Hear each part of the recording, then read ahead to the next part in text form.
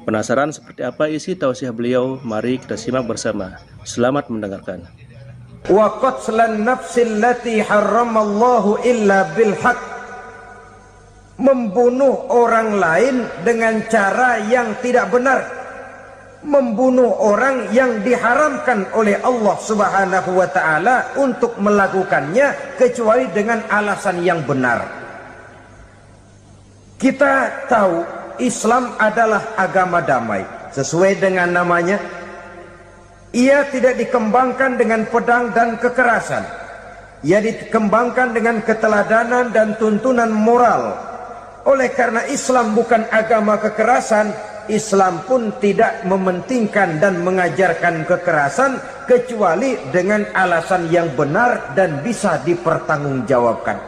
Membunuh dengan sengaja, menghilangkan nyawa orang lain tanpa alasan yang bisa dibenarkan adalah merupakan dosa besar dan satu di antara 7 perkara yang bisa mendatangkan kerusakan dalam kehidupan dan yang hendaknya harus kita jauhi.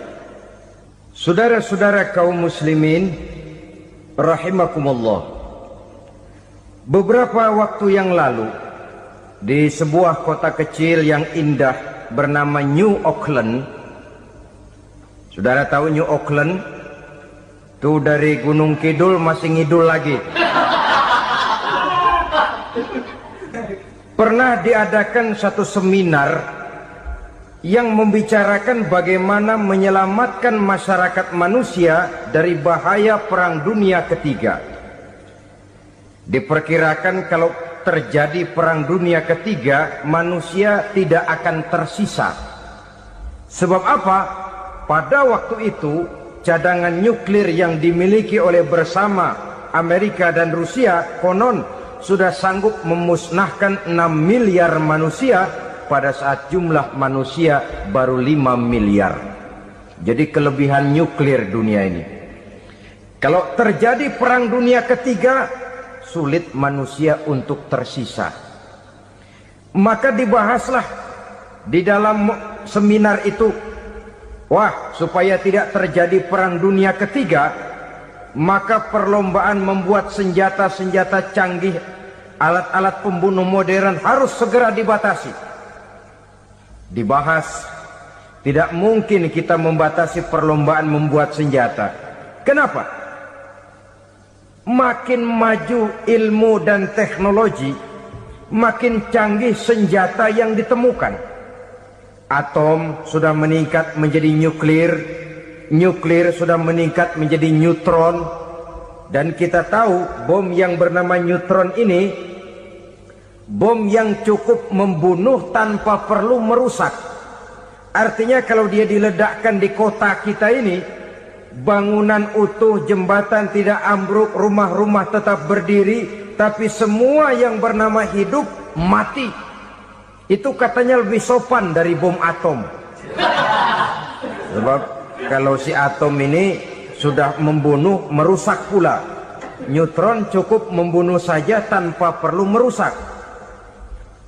Jadi majunya senjata-senjata teknologi sebagai akibat yang logis dari kemajuan ilmu pengetahuan ini tidak bisa kita batasi.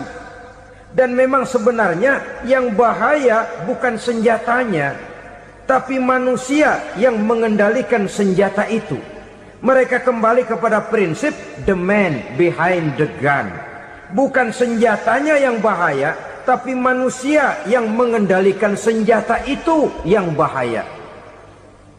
Walaupun senjatanya modern, katakanlah model M16 umpamanya, kalau yang mengendalikannya orang beriman, insya Allah aman. Tapi biar megang cuma senapan angin, kalau yang megang orang brutal, ngeri kita deket-deket. Apalagi kalau memang bukan ahlinya menggunakan senjata, bisa ngeker kaki kena jidat.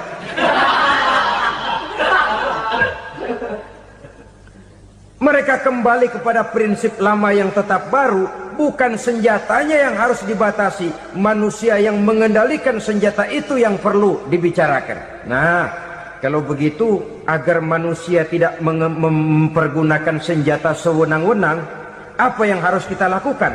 Ya, manusianya harus bermoral. Ya, tapi moral yang mana? Di dunia ini banyak ajaran tentang moral. Itu pun mudah saja. Di sini kan kita undang saja ahli dari berbagai agama untuk membicarakan konsep perdamaian menurut agamanya masing-masing. Baik, setuju itu, setuju. Maka tampillah para ahli agama, mereka kembali kepada prinsip moral daripada konsep yang terkandung di dalam ajaran agama untuk menegakkan perdamaian.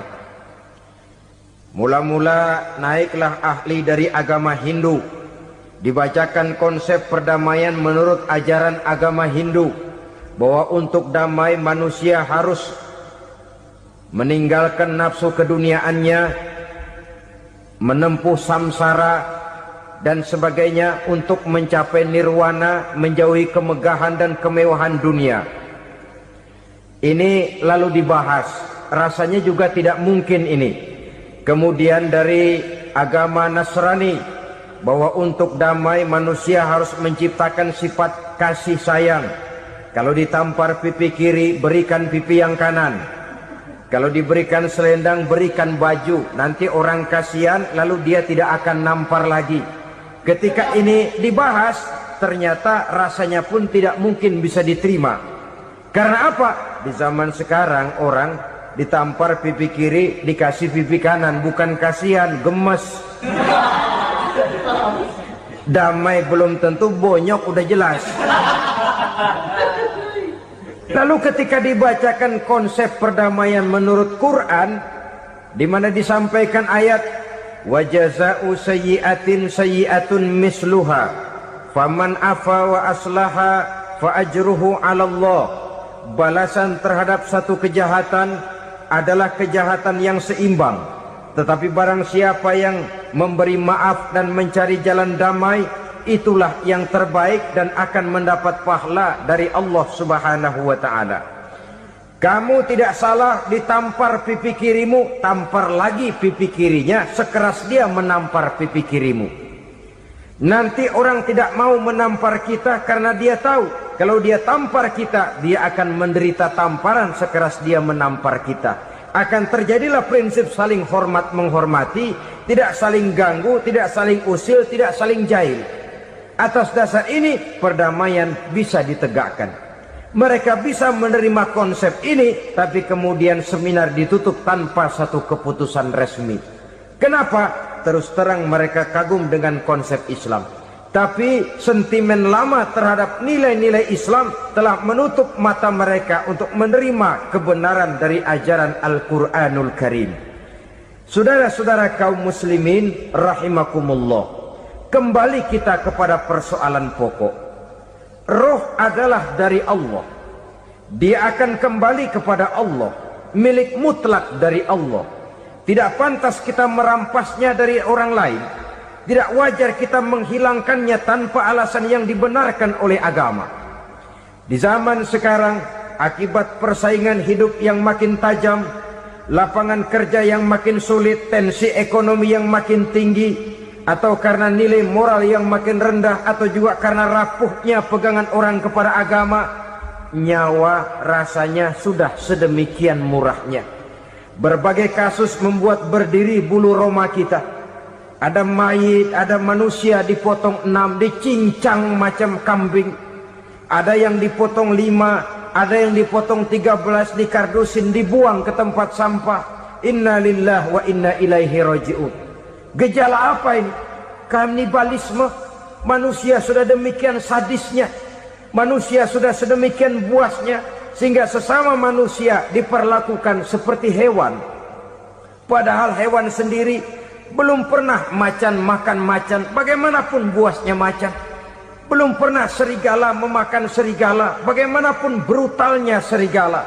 Tetapi manusia makan manusia di zaman sekarang kadang jadi kenyataan dalam kehidupan kita. Kadang persoalannya remeh saja. Soal uang 200 perak, pisau bicara, nyawa melayang. Soal rokok sebatang, celurit bicara, nyawa melayang. Soal-soal yang sama sekali tidak prinsip, begitu mudah kita menghilangkan nyawa orang lain. Padahal Nabi pernah memperingatkan, Apabila dua orang muslim sudah berkelahi dan berbunuh-bunuhan, al-qatil wal maqtul finnar, yang membunuh dan yang terbunuh dua-duanya neraka. Sahabat heran, ya Rasul, kalau yang membunuh masuk neraka itu sih wajar, tapi yang terbunuh kenapa neraka juga? Beliau menjawab, dua-duanya sudah punya niat untuk saling membunuh. Niatnya itu yang diponten. Yang terbunuh cuman lagi apes aja, keduluan dia. Umpama tidak terbunuh, pasti dia yang akan membunuh. Oleh karenanya al-qatil wal maqtul, yang membunuh dan yang dibunuh finnar, dua-duanya masuk ke dalam neraka. Islam menghormati kehidupan. Tidak hanya terbatas kepada sesama muslim, orang-orang yang berlainan agama pun yang mau hidup berukun, damai, berdampingan dengan umat Islam, jiwa mereka, darah mereka dilindungi oleh nilai-nilai Islam yang disebut dengan kafir zimmi ini. Mengganggu mereka sama saja dengan mengganggu aku, kata Nabi. Jadi oleh karena itu, sayangilah sesama. Kehidupan adalah anugerah Allah, bukan wewenang kita untuk mencabutnya dari orang lain, bukan wewenang kita untuk merampas dan menghilangkannya dari orang lain. Apa yang tidak enak terjadi pada diri kita, begitu pula lah apabila terjadi pada diri orang lain. Sehingga Nabi mengatakan, la yu'minu ahadukum hatta yuhibba li akhihi ma yuhibbu li nafsihi. Belum dikatakan beriman seseorang kamu apabila dia belum mencintai saudaranya seperti ia mencintai dirinya sendiri. Apa yang enak dirasakan oleh orang lain, enak juga dirasakan oleh dia. Mengukur orang lain dengan diri sendiri. Kalau orang lain tanpa salah saya fitnah, kalau saya tanpa salah difitnah orang, enak apa enggak? Enggak, orang lain juga begitu. Kalau orang lain tanpa salah saya tempeleng kepalanya, enak apa tidak? Tidak. Orang lain juga begitu. Yang tidak enak terjadi pada diri kita, tentu tidak enak juga kalau terjadi pada orang lain. Mengukur orang lain dengan diri sendiri, sehingga tidak timbul sifat egois, tidak menari di atas bangkai orang lain, tidak mendirikan kebahagiaan di atas untayan air mata orang lain.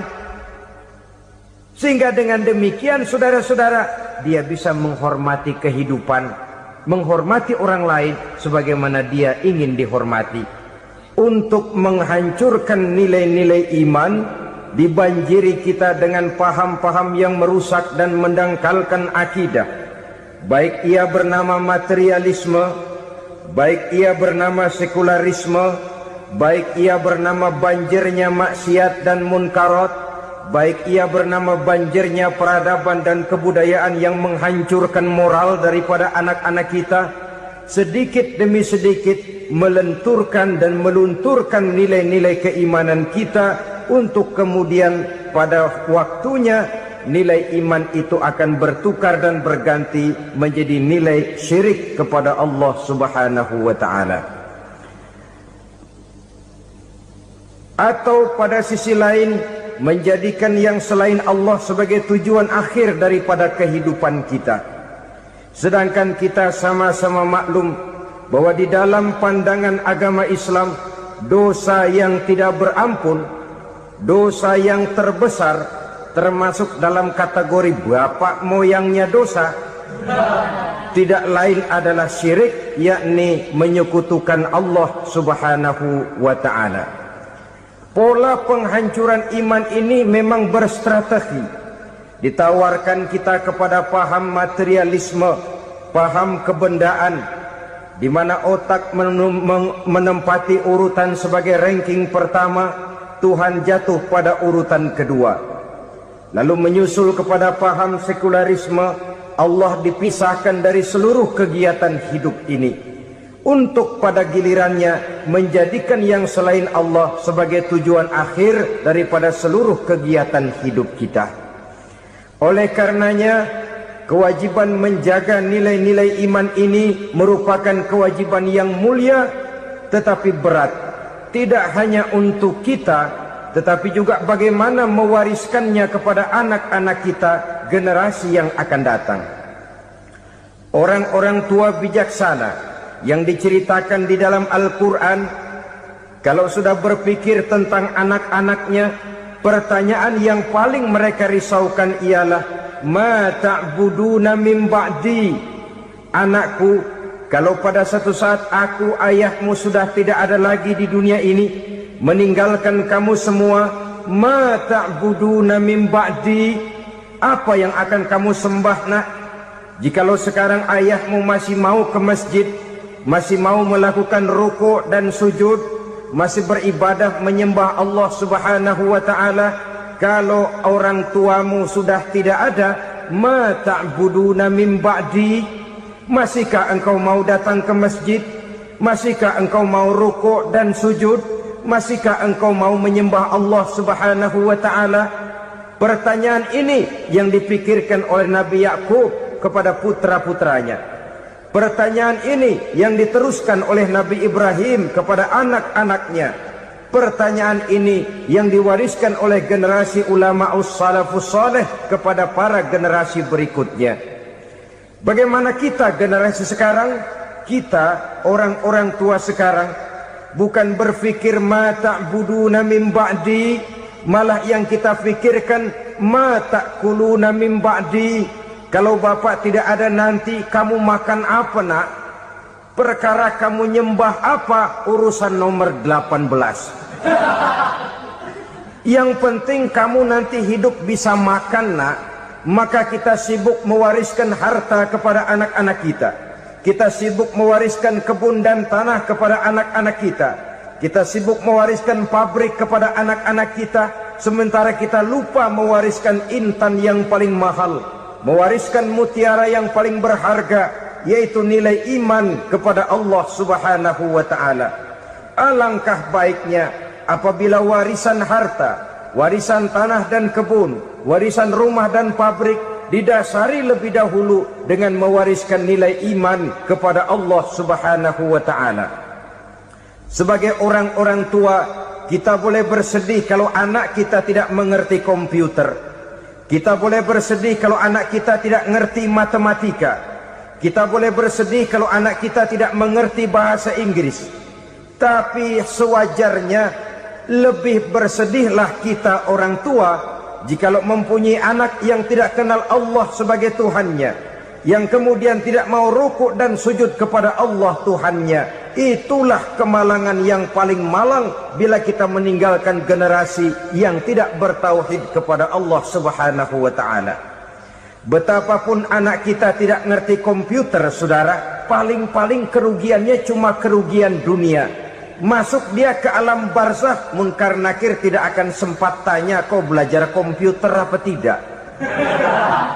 Kumpul dia di padang mahsyar, malaikat juga tidak akan tanya matematikamu nilainya berapa. Yang ditanya kau kenal Allah, kau rukuk dan sujud kepadanya, kau pernah datang ke masjid. Oleh karena itu sekali lagi, menjaga nilai iman tidak hanya untuk kita, tetapi juga mewariskannya kepada anak-anak kita, generasi yang akan datang. Sungguh kemalangan yang paling besar apabila kita meninggalkan anak-anak kita. Mereka kita tinggalkan lemah ekonominya, itu tidak baik. Mereka kita tinggalkan lemah otaknya, itu pun akan membuat mereka tertinggal oleh yang lain. Tapi yang paling celaka, jikalau kita tinggalkan mereka dalam kondisi lemah imannya, rapuh akidahnya, tidak baik dan tidak betul keyakinan hidupnya. Oleh karena itu Nabi berpesan, jauhilah 7 perkara yang merusak. Yang pertama, syirik kepada Allah Subhanahu wa ta'ala. Menyekutukan Allah baik dalam ucapan, dalam keyakinan, ataupun dalam perbuatan. Ini perkara pertama yang termasuk 7 perusak besar di dalam kehidupan. Kalau sudah jatuh kita ke lembah syirik, bagaimanapun banyak kebaikan yang kita kerjakan, berjiwa sosial, bertangan pemurah, gemar menolong orang lain, kalau memang dasarnya syirik, maka seluruh kebaikan kita akan hancur, tidak akan ada nilainya dalam pandangan Allah Subhanahu wa ta'ala. Dalam pandangan manusia, mungkin kita dicatat sebagai orang sosial, gemar menolong orang lain, tidak berpangku tangan melihat orang yang mendapat kesulitan. Tapi oleh karena dasarnya syirik, dasarnya tidak mentauhidkan Allah, maka seluruh nilai kebaikan yang kita kerjakan tidak akan ada nilainya dalam pandangan Allah Subhanahu wa ta'ala. Maka jagalah iman kita jangan sampai dihinggapi penyakit syirik yang bagaimana kecilnya sekalipun. Sekali lagi, baik syirik dalam bentuk ucapan, syirik dalam bentuk keyakinan, sampai kepada syirik dalam bentuk perbuatan, kita berhindar kepada sifat-sifat yang sedemikian itu. Karena apa? Dalam satu ayat Quran Allah Subhanahu wa ta'ala menjelaskan, innallaha la yaghfiru ayyushraka bih wa yaghfiru ma duna dzalika liman yasha. Allah tidak akan memberi ampun kepada orang-orang yang menyekutukannya, tapi Allah masih mau memberikan ampun kepada dosa-dosa yang selain itu bagi orang-orang yang dikehendakinya. Dosa selain syirik, apabila kita bertaubat, Allah masih mau mengampuni. Tapi kalau sudah jatuh ke tempat syirik, itu sudah dosa yang tidak berampun. Taubatnya tidak lain melepas syirik, kembali kepada tauhid, berkeyakinan bahwa hanya ada Allah Subhanahu wa ta'ala, Tuhan satu-satunya, yang lam yalid walam yulad walam yakul lahu kufuwan ahad. Tidak beranak, tidak pula diperanakkan, dan tidak satupun yang dapat menyerupai Tuhan Allah Subhanahu wa ta'ala. Saudara-saudara kaum muslimin rahimakumullah, bahwa kita di zaman sekarang memang tidak menyembah berhala, ya. Bahwa kita tidak berterang-terangan mengatakan Tuhan lebih dari satu, memang. Bahwa kita tidak berkeyakinan Tuhan itu punya anak atau diperanakkan, tentu. Tapi dalam perbuatan dan i'tiqad, kita kadang-kadang jatuh tanpa kita sadari ke tempat yang bernama syirik ini. Oleh karenanya, di zaman di mana teknologi makin canggih, di mana kemajuan pembangunan makin menjangkau berbagai aspek kehidupan, diperlukan keseimbangan antara kemajuan fisik material dengan kemajuan mental spiritual. Apabila tidak ada keseimbangan, yang terwujud tentulah kepincangan, yang diawali dengan pincangnya cara kita berpikir, sehingga pada akhirnya akan mengarah kepada pincangnya cara kita berbuat dan bertindak di dalam kehidupan kita. Oleh karena itu Nabi berpesan, jauhilah sifat syirik, karena syirik merupakan dosa yang teramat besar. Ini sifat merusak yang pertama. Yang kedua, kata Nabi, wasihra, jauhilah sihir. Sihir ini juga termasuk perkara yang merusak kehidupan. Kita semua sama-sama maklum bahwa sihir sebenarnya bukan persoalan baru. Sejak sebelum datang Islam, sihir itu sudah ada. Di zaman Yunani kuno, sihir ada. Di zaman Mesir kuno, di zaman Cina kuno, dan yang lain-lain yang serba kuno, sihir itu sudah ada. Bahkan para nabi pun, para rasul yang diutus oleh Allah Subhanahu wa ta'ala, senantiasa berhadapan dengan ahli-ahli sihir untuk menguji kebenaran dari misi yang mereka bawa. Sihir adalah perbuatan di luar kebiasaan yang bisa dikerjakan oleh ahlinya dengan bantuan jin atau setan.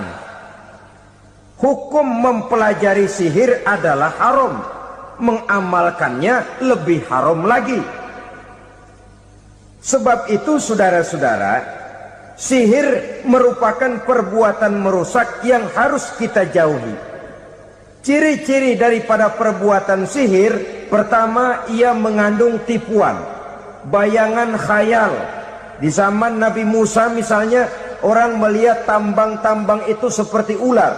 Nabi Musa melayangkan tongkatnya menjadi ular-ular besar yang memakan ular-ular kecil ciptaan tukang-tukang sihir Fir'aun tadi. Lalu sihir bisa terjadi dengan bantuan jin kafir atau setan. Kemudian ciri yang ketiga, sifatnya halus dan tersembunyi. Taruh kata ada seorang ahli sihir yang mempergunakan ayat-ayat Quran sebagai jompa-jampe, sebagai baca-bacaan, itu cuma sekedar kedok. Tujuannya tidak lain menjadikan agama sebagai ketok untuk membenarkan cara yang dimurkai oleh Allah Subhanahu wa ta'ala. Satu hadis yang diriwayatkan oleh Imam Bazar dan Tabrani, Nabi berpesan, "Laisa minna man tatayyara lahu au takahhana au tukuhhina lahu au sahira lahu." Tidak termasuk ke dalam golonganku, kata Nabi. Tidak termasuk umatku. Siapa mereka? Man tatayyara lahu, orang yang bertatoyur. Apa tatoyur itu? Dari kalimat toyaro, artinya terbang. Toir biasa diartikan dengan burung. Tatoyaro percaya kepada suara-suara burung. Man tatayyara lahu, mempercayai, meyakini dengan benar-benar kepada suara beburungan. Kan suka ada itu, nah bunyi burung tuh, maling liwat. Maling liwat. Burung bunyi, maling liwat. Itu termasuk tatayyara lahu, percaya kepada suara burung. Kan aneh kalau suara orang nggak dipercaya, suara burung malah dipercaya. Ada ustadz ceramah, kiai ngaji, nggak mau didengerin, burung dengerin bener. Nah, suaranya dari sebelah mana? Belah kulon. Nah, itu tandanya ano. Habis dihitung-hitung. Itu termasuk tatayyara lahu. Au takahana, atau bertenung, au tukuhina, atau minta ditenungkan, au sahirolahu, atau melakukan perbuatan sihir atau minta disihirkan. Laisa minna, tidak termasuk ke dalam golonganku, kata Nabi. Sehingga dengan demikian saudara-saudara, menghadapi sihir dengan sihir sekalipun termasuk perbuatan yang tidak diajarkan oleh agama. Kita kan mempelajari sihir untuk jaga diri. Tidak apa-apa, yang dilarang mengamalkannya, dilarang juga mempelajarinya.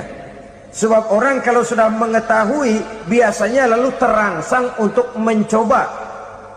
Kalau percobaannya berhasil, biasanya terangsang untuk coba lagi dan coba lagi. Pada akhirnya ketagihan, lalu beralih menjadi profesi, apalagi itu nanti bisa mendatangkan hasil uang. Saudara-saudara kaum muslimin rahimakumullah, kita manusia makhluk nyata. Kita hidup di alam nyata, terikat oleh sunnatullah, causality. Oleh karenanya, bagi kita keyakinan yang penuh, keikhlasan di dalam bertuhankan Allah, penyerahan diri sepenuhnya hanya kepadanya, itu sudah merupakan obat penangkal yang sangat ampuh agar kita tidak terkena penyakit-penyakit yang dibuat oleh setan dan para pembantunya. Sehingga beberapa ayat Quran mengajarkan, misalnya a'udzu bikalimatillahi tammati min syarri ma khalaq, atau bismillazi la yadurru ma'asmihi syai'un fil ardi wala fis sama, dengan menyebut nama Allah yang tidak bisa mendatangkan bahaya sedikit pun, dari baik yang datang dari langit maupun yang datang dari bumi. Jiwa yang kosong dari keyakinan yang penuh kepada Allah, jiwa yang penuh was-was dan ragu-ragu, itu yang mudah terserang oleh penyakit-penyakit yang dikerjakan oleh para tukang-tukang sihir, yaitu oleh setan dan seluruh para pembantunya. Kemudian hadis kedua yang diriwayatkan oleh Imam Ibnu Hibban, Nabi bersabda, la yadkhulul jannata mudminu khamrin wala mu'minu bisihrin wala qati'u rahmin. Tidak masuk surga Ini Nabi yang bilang, tidak masuk surga. Siapa itu? Pertama, mudminu khamrin, orang yang berkekalan dalam mabuk. Selalu mudminun itu sudah menjadi perbuatan rutinnya, tidak kapok-kapoknya, teler seumur hidup. Mudminu khamrin, tidak masuk surga orang yang selalu bermabuk-mabukan. Yang kedua, wala mu'minu bisihrin, orang mukmin tapi main sihir.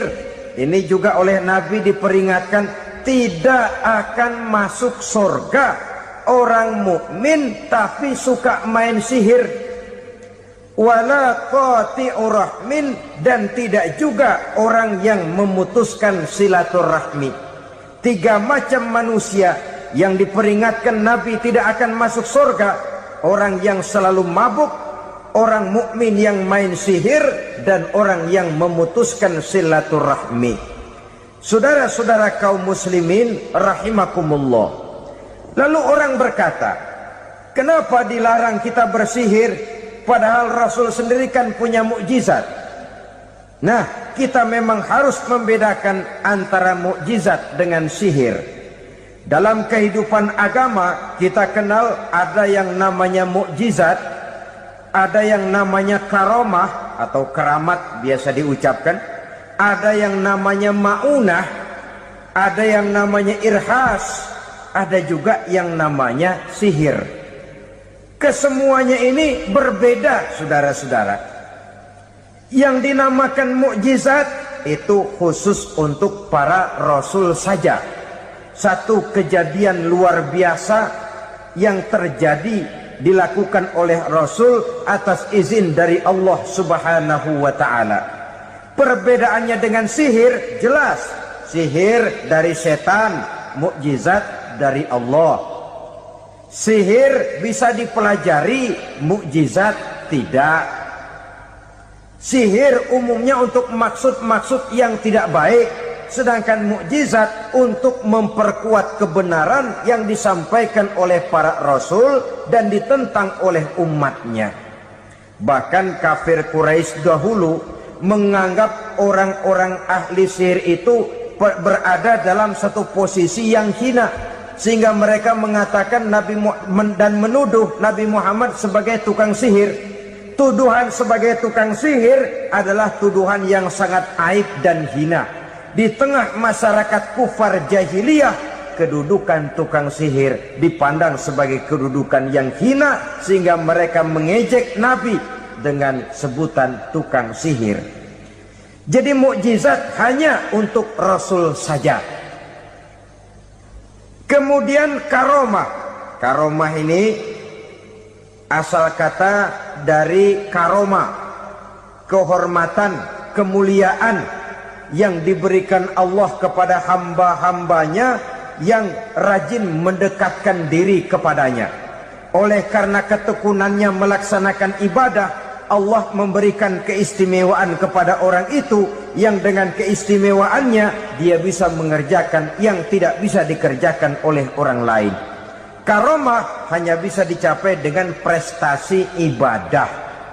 Kalau sihir, mau ibadah apa enggak, asal dia belajar, bersatu dan berteman dengan setan, memenuhi persyaratan-persyaratan setan, biasanya lalu bisa.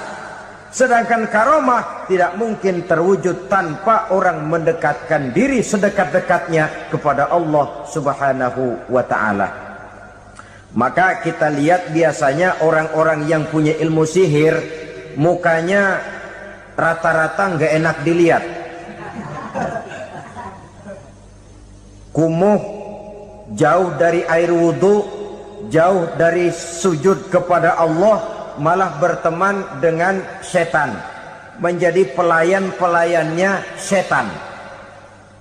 Saudara-saudara, adapun maunah, keistimewaan yang diberikan Allah kepada hamba-hambanya yang belum sampai kepada tingkat wali, tapi orang itu lebih banyak kebaikannya daripada kesalahannya.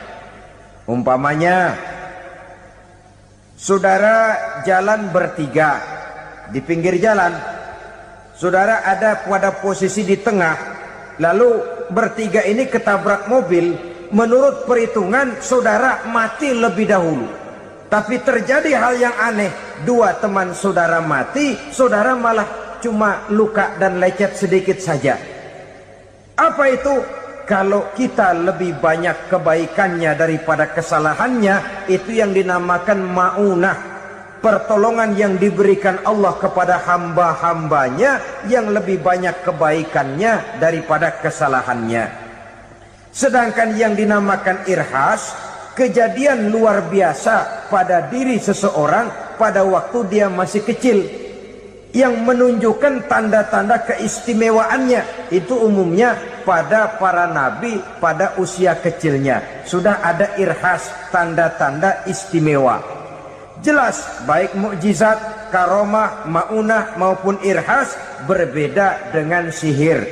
Sihir ini jelas saja merupakan bantuan dan persekutuan antara manusia dengan setan. Padahal setan, kata Allah dalam Al-Quran, innahu lakum aduwwum mubin, sesungguhnya setan bagi kamu adalah musuh yang sangat jelas. Saudara-saudara kaum muslimin rahimakumullah, di zaman sekarang dalam menghadapi beban kehidupan yang makin pelik, menghadapi stres yang tidak kunjung selesai, menghadapi persoalan-persoalan yang teramat berat, orang sering mencari jalan keluar kepada hal-hal yang menurut pendapatnya bisa meringankan beban moralnya itu. Pergilah dia mencari sesuatu yang dapat meringankan bebannya. Dan tidak jarang yang jatuh ke pangkuan tukang-tukang tenung, ke pangkuan tukang-tukang sihir, yang mereka itu oleh Quran dijelaskan kadzabal munajjimun walau sodaku. Tukang-tukang tenung, tukang-tukang sihir, mereka itu bohong walaupun benar. Maksudnya bohong walaupun benar, artinya kalau yang mereka kerjakan benar, itu sih kebenaran. Benar dengan kebenaran itu lain. Kebenaran, kebetulan bisa, tapi tidak untuk selalu. Apalagi kalau itu sudah membahayakan kehidupan orang lain. Jadi oleh karena itu Nabi berpesan, jauhilah daripada sihir. Kalau sudah jauhilah dari sihir, artinya ya jauhilah daripada mempelajarinya, jauhilah daripada bergaul dengan orang-orang yang ahli di bidang itu, karena dari pergaulan segalanya bisa menular. Baiklah saudara, ini yang kedua. Yang ketiga pesan Nabi, wa qatlan nafsil lati harramallahu illa bil haq, membunuh orang lain dengan cara yang tidak benar, membunuh orang yang diharamkan oleh Allah Subhanahu wa taala untuk melakukannya kecuali dengan alasan yang benar. Kita tahu Islam adalah agama damai, sesuai dengan namanya. Ia tidak dikembangkan dengan pedang dan kekerasan. Ia dikembangkan dengan keteladanan dan tuntunan moral. Oleh karena Islam bukan agama kekerasan, Islam pun tidak mementingkan dan mengajarkan kekerasan kecuali dengan alasan yang benar dan bisa dipertanggungjawabkan. Membunuh dengan sengaja, menghilangkan nyawa orang lain tanpa alasan yang bisa dibenarkan adalah merupakan dosa besar dan satu di antara 7 perkara yang bisa mendatangkan kerusakan dalam kehidupan dan yang hendaknya harus kita jauhi. Saudara-saudara kaum muslimin rahimakumullah, beberapa waktu yang lalu di sebuah kota kecil yang indah bernama New Auckland. Saudara tahu New Auckland? Itu dari Gunung Kidul masih ngidul lagi. Pernah diadakan satu seminar yang membicarakan bagaimana menyelamatkan masyarakat manusia dari bahaya Perang Dunia Ketiga. Diperkirakan kalau terjadi Perang Dunia Ketiga, manusia tidak akan tersisa. Sebab apa? Pada waktu itu cadangan nuklir yang dimiliki oleh bersama Amerika dan Rusia konon sudah sanggup memusnahkan 6 miliar manusia pada saat jumlah manusia baru 5 miliar. Jadi kelebihan nuklir dunia ini. Kalau terjadi perang dunia ketiga, sulit manusia untuk tersisa. Maka dibahaslah di dalam seminar itu, wah, supaya tidak terjadi perang dunia ketiga, maka perlombaan membuat senjata-senjata canggih, alat-alat pembunuh modern harus segera dibatasi. Dibahas, tidak mungkin kita membatasi perlombaan membuat senjata. Kenapa? Makin maju ilmu dan teknologi, makin canggih senjata yang ditemukan. Atom sudah meningkat menjadi nuklir, nuklir sudah meningkat menjadi neutron, dan kita tahu bom yang bernama neutron ini bom yang cukup membunuh tanpa perlu merusak. Artinya kalau dia diledakkan di kota kita ini, bangunan utuh, jembatan tidak ambruk, rumah-rumah tetap berdiri, tapi semua yang bernama hidup mati. Itu katanya lebih sopan dari bom atom. Sebab kalau si atom ini sudah membunuh, merusak pula. Neutron cukup membunuh saja tanpa perlu merusak. Jadi majunya senjata-senjata teknologi sebagai akibat yang logis dari kemajuan ilmu pengetahuan ini tidak bisa kita batasi. Dan memang sebenarnya yang bahaya bukan senjatanya, tapi manusia yang mengendalikan senjata itu. Mereka kembali kepada prinsip the man behind the gun. Bukan senjatanya yang bahaya, tapi manusia yang mengendalikan senjata itu yang bahaya. Walaupun senjatanya modern, katakanlah model M16 umpamanya, kalau yang mengendalikannya orang beriman, insya Allah aman. Tapi biar megang cuma senapan angin, kalau yang megang orang brutal, ngeri kita deket-deket. Apalagi kalau memang bukan ahlinya menggunakan senjata, bisa ngeker kaki kena jidat.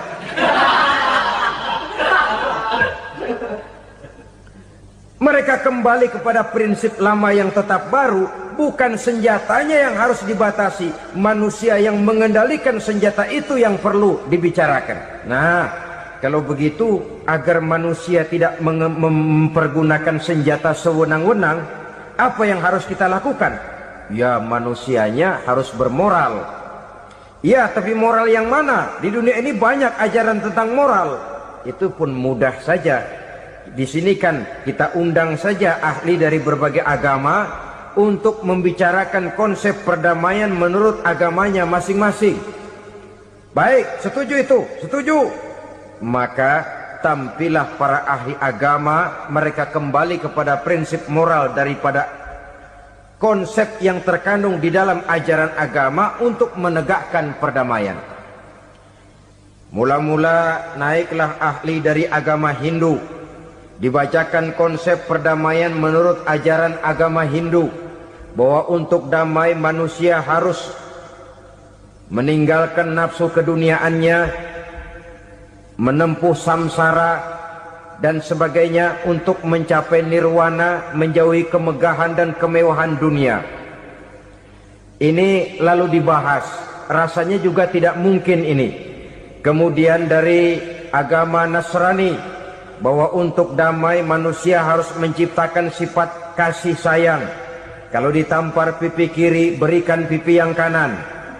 Kalau diberikan selendang, berikan baju. Nanti orang kasihan, lalu dia tidak akan nampar lagi. Ketika ini dibahas, ternyata rasanya pun tidak mungkin bisa diterima. Karena apa? Di zaman sekarang orang ditampar pipi kiri, dikasih pipi kanan. Bukan kasihan, gemes. Damai belum tentu, bonyok udah jelas. Lalu ketika dibacakan konsep perdamaian menurut Quran, di mana disampaikan ayat wa jazaa'u sayyi'atin sayyi'atun misluha faman afa wa aslaha fa ajruhu 'ala Allah. Balasan terhadap satu kejahatan adalah kejahatan yang seimbang. Tetapi barang siapa yang memberi maaf dan mencari jalan damai, itulah yang terbaik dan akan mendapat pahala dari Allah Subhanahu wa ta'ala. Kamu tidak salah ditampar pipi kirimu, tampar lagi pipi kirinya sekeras dia menampar pipi kirimu. Nanti orang tidak mau menampar kita karena dia tahu kalau dia tampar kita, dia akan menderita tamparan sekeras dia menampar kita. Akan terjadilah prinsip saling hormat menghormati, tidak saling ganggu, tidak saling usil, tidak saling jahil. Atas dasar ini perdamaian bisa ditegakkan. Mereka bisa menerima konsep ini, tapi kemudian seminar ditutup tanpa satu keputusan resmi. Kenapa? Terus terang mereka kagum dengan konsep Islam, tapi sentimen lama terhadap nilai-nilai Islam telah menutup mata mereka untuk menerima kebenaran dari ajaran Al-Quranul Karim. Saudara-saudara kaum muslimin rahimakumullah, kembali kita kepada persoalan pokok. Roh adalah dari Allah. Dia akan kembali kepada Allah, milik mutlak dari Allah. Tidak pantas kita merampasnya dari orang lain. Tidak wajar kita menghilangkannya tanpa alasan yang dibenarkan oleh agama. Di zaman sekarang, akibat persaingan hidup yang makin tajam, lapangan kerja yang makin sulit, tensi ekonomi yang makin tinggi, atau karena nilai moral yang makin rendah, atau juga karena rapuhnya pegangan orang kepada agama, nyawa rasanya sudah sedemikian murahnya. Berbagai kasus membuat berdiri bulu roma kita. Ada mayit, ada manusia dipotong 6, dicincang macam kambing. Ada yang dipotong 5, ada yang dipotong 13, dikardusin, dibuang ke tempat sampah. Inna lillahi wa inna ilaihi raji'un. Gejala apa ini? Kanibalisme. Manusia sudah demikian sadisnya, manusia sudah sedemikian buasnya, sehingga sesama manusia diperlakukan seperti hewan. Padahal hewan sendiri belum pernah macan makan macan, bagaimanapun buasnya macan. Belum pernah serigala memakan serigala, bagaimanapun brutalnya serigala.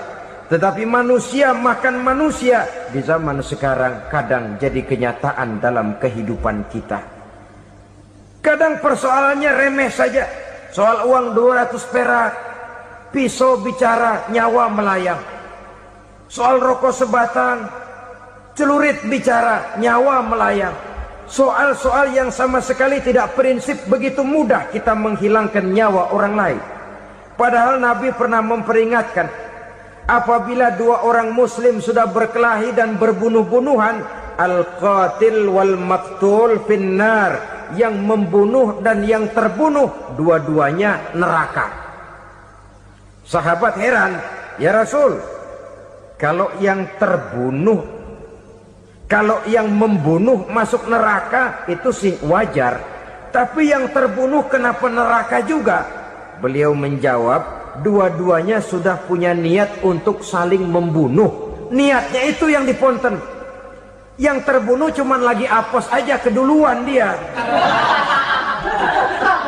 Umpama tidak terbunuh, pasti dia yang akan membunuh. Oleh karenanya al-qatil wal maktul, yang membunuh dan yang dibunuh finnar, dua-duanya masuk ke dalam neraka. Islam menghormati kehidupan.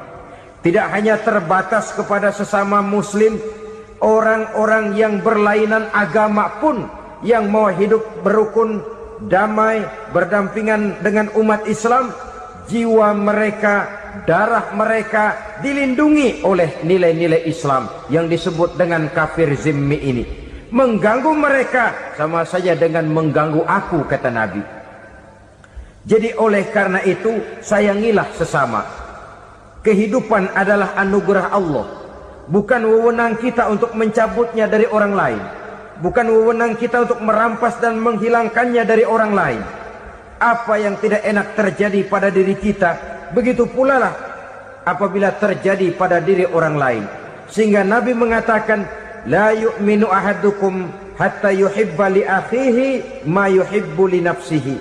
Belum dikatakan beriman seseorang kamu apabila dia belum mencintai saudaranya seperti ia mencintai dirinya sendiri. Apa yang enak dirasakan oleh orang lain, enak juga dirasakan oleh dia. Mengukur orang lain dengan diri sendiri. Kalau orang lain tanpa salah saya fitnah, kalau saya tanpa salah difitnah orang, enak apa enggak? Enggak, orang lain juga begitu. Kalau orang lain tanpa salah saya tempeleng kepalanya, enak apa tidak? Tidak. Orang lain juga begitu. Yang tidak enak terjadi pada diri kita, tentu tidak enak juga kalau terjadi pada orang lain. Mengukur orang lain dengan diri sendiri, sehingga tidak timbul sifat egois, tidak menari di atas bangkai orang lain, tidak mendirikan kebahagiaan di atas untayan air mata orang lain. Sehingga dengan demikian saudara-saudara, dia bisa menghormati kehidupan, menghormati orang lain sebagaimana dia ingin dihormati. Inilah perbuatan ketiga yang merusak, membunuh orang lain dengan yang diharamkan Allah tanpa alasan yang benar. Yang ketiga. Kemudian yang keempat, perbuatan merusak wa aklar riba, makan riba. Hidup adalah tolong menolong. Bahasa kerennya take and give katanya. Saling memberi dan saling menerima. Nabi mengajarkan man kuraba kurbatan min kurabid dunia karaballahu lahu kurbatan min kurabi yaumal qiyamah wallahu fi aunil abdi madamal abdu fi auni akhihi. Siapa yang meringankan beban dari beban-beban yang dirita seseorang di dalam kehidupan dunia, Allah akan meringankan bebannya daripada beban-beban yang harus dipikulnya di hari kiamat nanti. Wallahu fi aunil abdi madamal abdu fi auni akhihi. Allah senantiasa akan menolong seorang hamba selama hamba itu masih mau menolong saudaranya. Allah selalu akan menolong seorang hamba selama hamba itu masih mau menolong saudaranya. Apabila kita sudah berpangku tangan terhadap kesulitan orang lain, biasanya pun pada saat kita mendapat kesulitan, kita akan sulit juga memperoleh pertolongan. Nah, riba alias renten, kedoknya adalah menolong orang, tapi sama juga bulu buntutnya dilepas, palanya dicekek. Menolong orang pada akhirnya menjadi beban bagi seseorang. Dan memang mencari orang-orang yang berada dalam posisi kesulitan. Biasanya di daerah-daerah di mana musim paceklik jadi lapangan kerja sulit, sedangkan urusan perut tidak bisa ditunda, akhirnya orang terjebak ke dalam rentenir, ke dalam riba, ke dalam renten. Bunga berbunga, sehingga satu saat jumlah bunganya bisa lebih besar dari jumlah pinjaman pokoknya. Kemudian kalau juga ternyata tidak bisa dibayar, rumah jadi taruhan. Memang rumah satu-satunya, begitu rumah ditarik mulain camping. Bukankah pada akhirnya akan mewariskan kesengsaraan?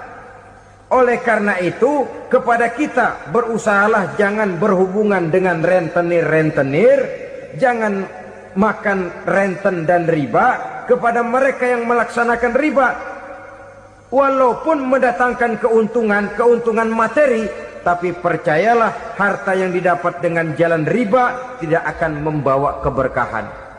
Manakala tidak membawa keberkahan, dia tidak akan mendatangkan ketenangan di dalam kehidupan kita. Oleh karenanya, memakan harta riba termasuk perbuatan yang merusak sendi-sendi kehidupan sosial, merusak kehidupan orang lain, merusak kehidupan masyarakat, tetangga, pergaulan dan sebagainya. Yang kelima, wa akla malil yatim, memakan harta anak yatim dengan cara yang zalim. Nih, memang lezat. Anak yatim itu nggak tahu urusan apa-apa. Kita diamanahkan untuk mengurusinya. Kadang-kadang dibentuklah panitia penyantunan yatim piatu. yatimnya mah tetap kelaparan, panitianya yang pada gendut.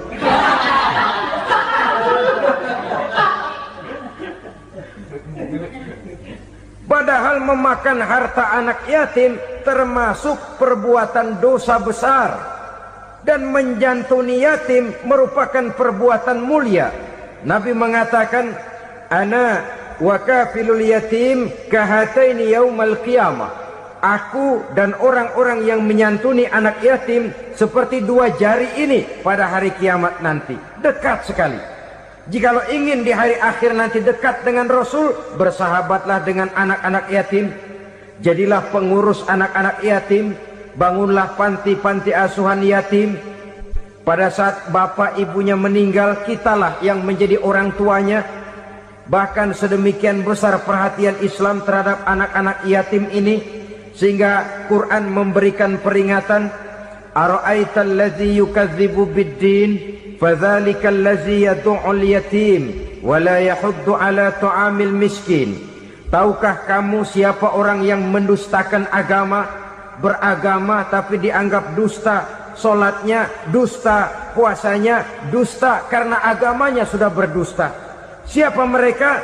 Fadzalikal ladzi yad'ul yatim, orang yang menyia-nyiakan anak yatim, wala yahuddu ala ta'amil miskin, dan tidak pernah memberi makan kepada orang-orang yang menderita kemiskinan. Menyia-nyiakan, meninggalkan anak yatim termasuk perbuatan yang divonis kita sebagai orang yang mendustakan agama. Saudara-saudara kaum muslimin rahimakumullah, maka sangat dicela mengeksploitir anak-anak yatim, menjadikan mereka sebagai kedok untuk mencari kekayaan pribadi. Tetapi jikalau ikhlas, ganjarannya sangat besar, nilai pahalanya sangat besar. Menyantuni yatim tidak hanya setahun sekali. Kalau Muharram pakai istilah lebaran yatim, dibentuklah panitia, diberilah beras, uang 45.000 rupiah, alhamdulillah. Tapi jangan lupa, si yatim tidak hidup cuma satu hari. Dia tidak hidup cuma di bulan Muharram saja. Dia hidup 12 bulan dalam setahun. Sebagaimana anak-anak yang lain, dia juga berhak punya masa depan. Dia juga berhak menikmati bangku sekolah. Dia berhak mengenyam arti dan makna pendidikan. Dia berhak membekali diri dengan ilmu dan pengetahuan, seperti halnya anak-anak yang lain. Maka kita yang diberikan keluasan oleh Allah, ingatlah itu. Bersahabatlah dengan anak-anak yatim, santuni mereka.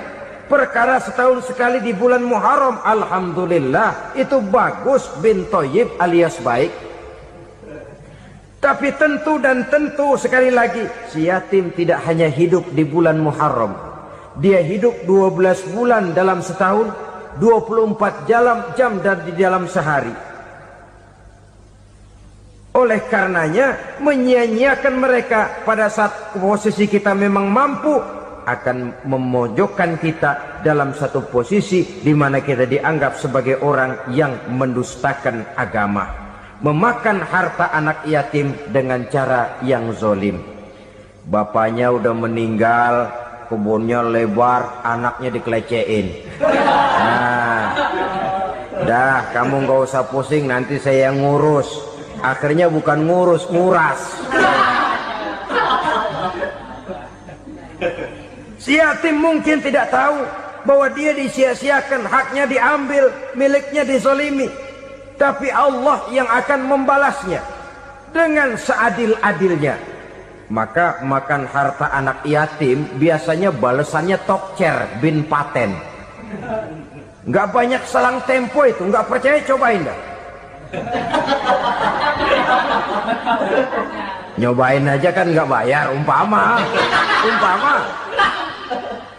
memakan harta anak yatim dengan cara yang zolim, ganjarannya biasanya kontan. Kenapa? Ratapan si miskin, untayan air matanya, jeritan kepedihan hatinya, membuka pintu langit, permohonannya diijabah, getaran hatinya didengarkan oleh Allah, maka balasannya biasanya kontan, spontan, tidak menunggu waktu terlalu lama. Itu di dunia, belum lagi di akhirat nanti. Bukankah dalam riwayat Mi'raj diceritakan Nabi melihat di neraka itu orang perutnya sebesar rumah. La haula wala quwata. Itu perut kayak rumah, bagaimana jalannya tuh orang. Dan memang gak jalan, diseret-seret oleh malaikat di neraka itu. Subhanallah, sangat luar biasa tausiah yang disampaikan oleh guru kita Al-Mafullah Kiai Haji Zainuddin MZ. Sahabat beriman yang dimuliakan Allah, tetaplah di channel ini karena kajian ini belum selesai. Karena masih banyak lagi hal-hal menarik yang akan disampaikan oleh beliau. Tetaplah di channel ini dan mari kita lanjutkan kembali. Selamat mendengarkan. Hancur perutnya, amburadul itu perut. Berantakan isinya, dibulatkan lagi, diseret lagi, hancur lagi, dibulatkan lagi. Sampai Nabi tanya, orang itu begitu berat siksanya kenapa ya Jibril? Itu Muhammad, waktu di dunia dulu rakus banget makan harta anak yatim. Begitu vonisnya, begitu menyedihkan nasibnya di akhirat. Tapi di dunia pun ketidakberkahan itu sudah membayangi kehidupannya. Oleh karena itu, kepada saudara-saudara yang mendapat titipan anak yatim, berbahagialah. Karena semulia-mulia rumah adalah rumah yang di dalamnya ada anak yatim yang disantuni. Sehina-hina rumah adalah rumah di mana di dalamnya ada anak yatim yang disia-siakan. Begitu kata Nabi kita. Rumah yang paling mulia dalam pandangan Allah, rumah yang di dalamnya ada anak yatim yang disantuni. Rumah yang paling hina dalam pandangan Allah, rumah yang di dalamnya ada anak yatim yang nasibnya disia-siakan. Berbahagialah saudara apabila menjadi penyantun anak-anak yatim, pelindung mereka, sehingga mereka mempunyai masa depan sebagaimana anak-anak lainnya. Rasulullah sendiri sedemikian peka terhadap keadaan anak-anak yatim karena beliau sendiri memang mengalami umur 6 bulan dalam kandungan ibu, beliau sudah ditinggalkan oleh ayahnya. Pada saat berusia 6 tahun ibu sudah meninggal.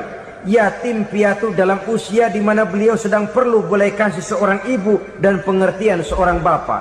Kepekaan itu lalu timbul, bahkan kemudian sampai kepada beliau berkata, aku dan orang yang menyantuni anak yatim seperti jari tengah dan jari telunjuk di hari akhirat nanti. Sedemikian dekatnya. Baiklah ya, jadi yang kelima, memakan harta anak yatim. Jauhi karena ini perbuatan yang merusak. Yang keenam, watawalli yaumaz zahfi. Melarikan diri pada hari pertempuran. Apa ini? Khianat. Tidak konsekuen dengan konsep perjuangan. Pada mulanya keras benar teriak, berantas korupsi, ganyang korupsi. Cuma karena belum dapat giliran. Begitu dia naik dapat kesempatan, korupsinya lebih edan dari yang diteriakinya. Ini termasuk tawalli yaumaz zahfi. Berpaling pada hari peperangan. Di saat menghadapi musuh, kalau belum kelihatan musuh, teriaknya nyaring bener. Jangan takut demi kebenaran sampai titik darah yang paling penghabisan. Musuh belum kelihatan. Begitu musuh sudah kelihatan, paling dulu lari ke belakang. Kalau diajak berjuang ada saja alasannya. Sehingga Quran memberikan peringatan kepada kita semua. Mengapa kamu ini berat? Kalau sudah diajak berjuang di jalan Allah, kakimu seperti terhunjam berakar di perut bumi. Berat untuk melangkah berjuang. Lari dari pertempuran tidak konsekuen dengan konsepsi perjuangan. Mau enaknya saja. Dalam kondisi yang sulit lalu berpangku tangan. Ini termasuk ciri munafik yang di dalam Al-Quran disindir dengan bahasa kullama adha'a lahum masyaufi wa iza azlama alaihim qamu. Waktu terang mereka jalan, giliran gelap mereka mandek. Artinya, maksudnya kalau giliran ada untungnya aja rame-rame teriak Islam. Tapi begitu diminta berjuang, dituntut berkorban, rame-rame mundur. Waktu dilihat di Islam ada untungnya, rame-rame teriak Islam. Pak, saya Islam banget, Pak. KTP saya Islam, Pak. Pokoknya Islam banget dah. Tapi ketika diminta berjuang, dituntut sedikit berkorban, rame-rame mengundurkan diri. Tahun 65 PKI berontak. Waduh, waktu itu jadi orang Islam untung itu. Nggak dikejar-kejar, aman. Masjid rame, mobil-mobil mewah parkir di depan musola dan masjid. Kenapa? Waktu itu asal udah ke masjid aman. Islam selamat, untung. Tapi begitu keadaan aman, yang parkir di musola sepeda butut melulu.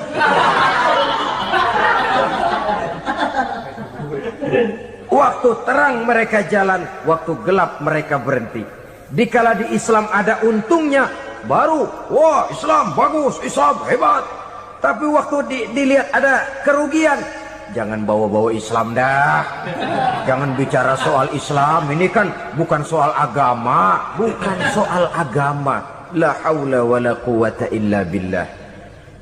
Beragama kita ambil talfiq fid din, mengambil yang enteng-enteng saja dalam urusan beragama ini. Tidak konsekuen kita dengan Islam kita. Seolah kita mau memilih mana yang terasa cocok sama selera kita, kita teriak Islam. Beratan aja dikit, rame-rame berpaling. Alhamdulillahirrabbilalamin. Demikian kajian yang sangat luar biasa yang sudah disampaikan oleh guru kita Al-Maghfurullah Kiai Haji Zainuddin MZ. Sahabat beriman yang dimuliakan Allah, mari kita doakan guru kita, semoga beliau diampuni segala dosa-dosanya dan dilapangkan kuburnya.